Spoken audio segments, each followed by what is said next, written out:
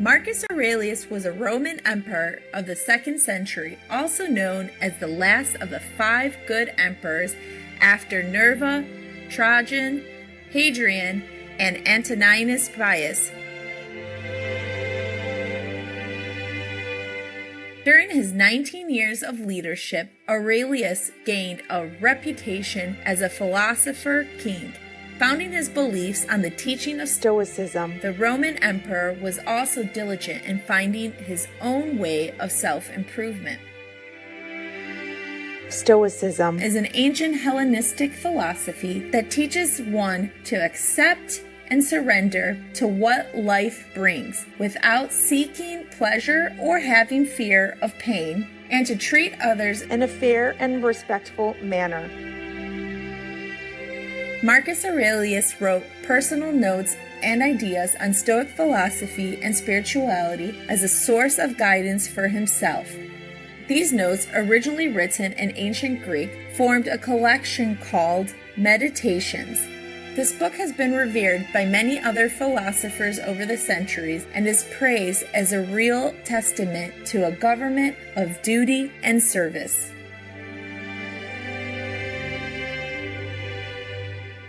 Today, we will read a selection from Marcus Aurelius' Meditations, Book 5. The Stoic philosopher elaborates on some basic morals and values which are natural laws in life. Meditations, Book 5.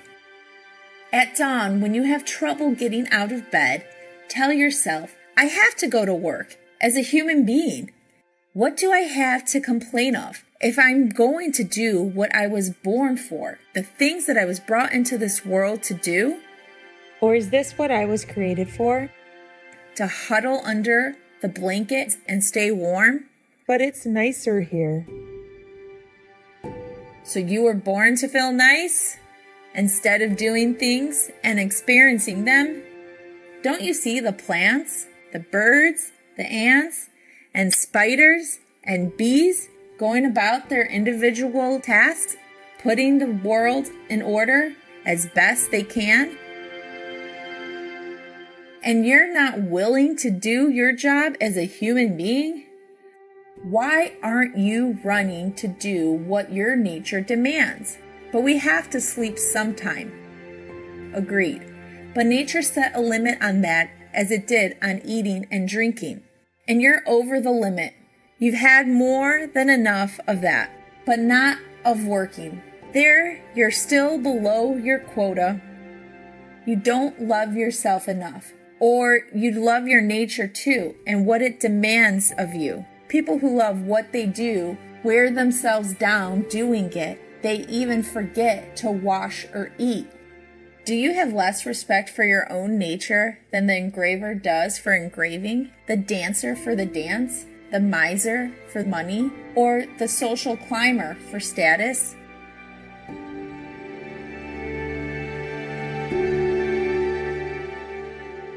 When they're really possessed by what they do, they'd rather stop eating and sleeping than give up practicing their arts. Is helping others less valuable to you? Not worth your effort?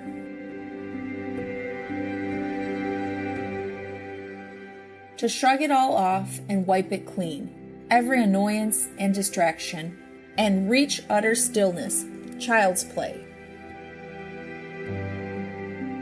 If an action or utterance is appropriate, then it's appropriate for you. Don't be put off by other people's comments and criticism. If it's right to say or do it, then it's the right thing for you to do or say. The others obey their own lead, follow their own impulses. Don't be distracted. Keep walking. Follow your own nature and follow nature along the road they share.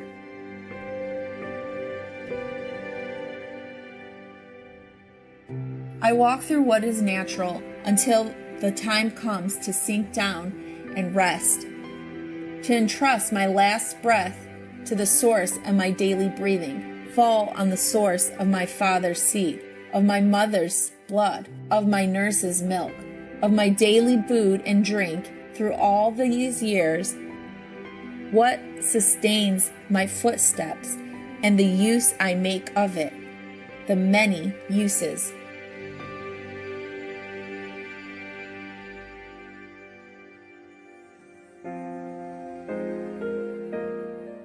No one could ever accuse you of being quick-witted.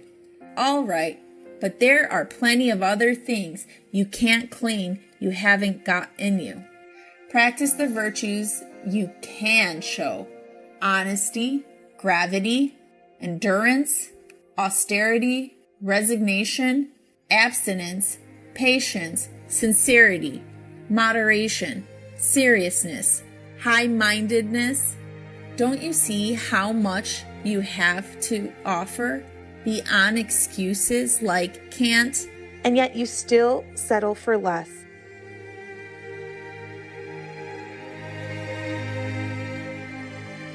Or is it some inborn condition that makes you whiny and grasping and obsequious? Makes you complain about your body and curry favor and show off and leaves you so turbulent inside? No, you could have broken free a long way back, and then you would have been only a little slow, not so quick on the uptake, and you need to work on that as well, on that slowness. Not something to be ignored, let alone to prize. Some people, when they do someone a favor, are always looking for a chance to call it in. And some aren't, but they're still aware of it, still regard it as a debt. But others don't even do that. They're like a vine that produces grapes without looking for anything in return. A bee with its honey stored, and a human being after helping others. They don't make a fuss about it. They just go on to something else as the vine looks forward to bearing fruit again in season. We should be like that, acting almost unconsciously. Yes, except conscious of it, because it's characteristic of social beings that they see themselves as acting socially and expect their neighbors to see it too. That's true, but you're misunderstanding me. You'll wind up like the people I mentioned before, misled by plausible reasoning. But if you make an effort to understand what I'm saying, then you won't need to worry about neglecting your social duty.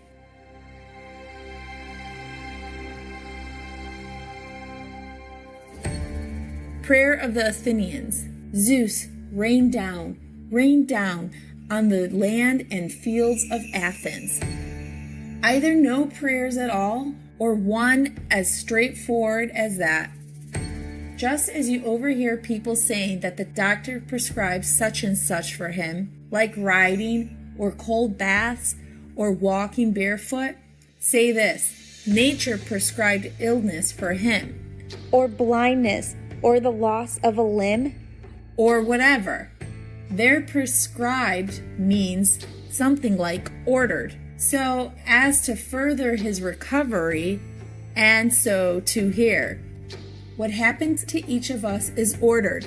It furthers our destiny, and when we describe things as taking place, we're talking like builders who say that blocks in a wall or a pyramid take their place in the structure and fit together in a harmonious pattern.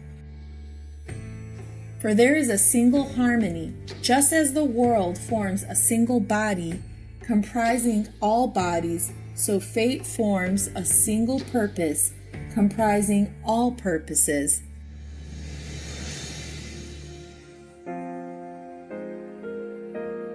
Even complete illiterates acknowledge it when they say that something brought on this or that. Brought on, yes, or prescribed it. And in that case, let's accept it, as we accept what the doctor prescribes. It may not always be pleasant, but we embrace it because we want to get well.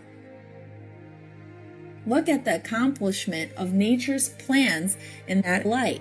The way you look at your own health and accept what happens, even if it seems hard to accept. Accept it because of what it leads to, the good health of the world and the well-being and prosperity of Zeus himself, who would not have brought this on anyone unless it brought benefit to the world as a whole. No nature would do that. Bring something about that wasn't beneficial to what it governed. So there are two reasons to embrace what happens. One is that it's happening to you. It was prescribed for you, and it pertains to you.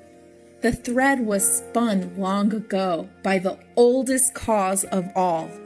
The other reason is that what happens to an individual is a cause of well-being in what directs the world, of its well-being, its fulfillment, of its very existence even.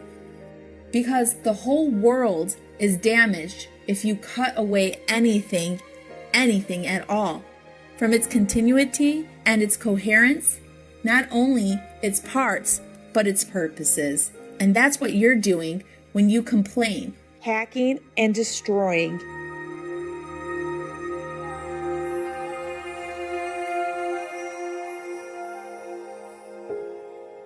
Not to feel exasperated or defeated or despondent because your days aren't packed with wise and moral actions, but to get back up when you fail, to celebrate behaving like a human, however Imperfect. and fully embrace the pursuit That you've embarked on.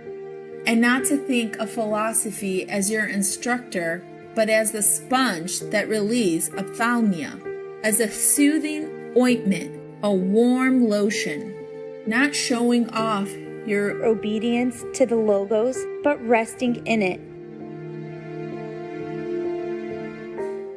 Remember, philosophy requires only what your nature already demands. What you've been after is something else again, something unnatural.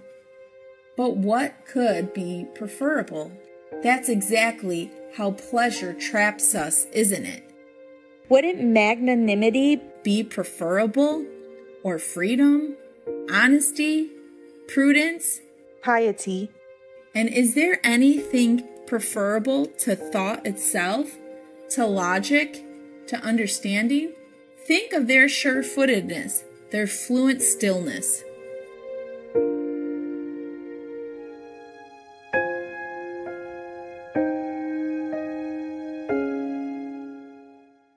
Sympathetic viewers, we appreciate your company for today's words of wisdom.